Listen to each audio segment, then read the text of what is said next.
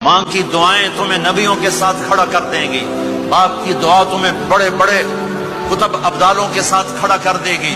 والدین کو خوش کرنا، جو صبح صبح والدین کی صرف ایسے جا کے دیکھ لے، نہ سلام کرے نہ حال پوچھے، بس یوں دیکھ لے محبت سے، صبح سے شام تک جنت میں 2 دروازے اس کے لیے کھل جاتے ہیں۔ صبح سے شام تک جنت میں 2 دروازے کھل جاتے ہیں۔ اگر آپ کے ماں باپ یہاں ساتھ ہیں تو اپنی جنت بنا لیں، ان کے مرنے سے پہلے پہلے اپنی جنت بنا لیں، ان کی دعا لے لیں۔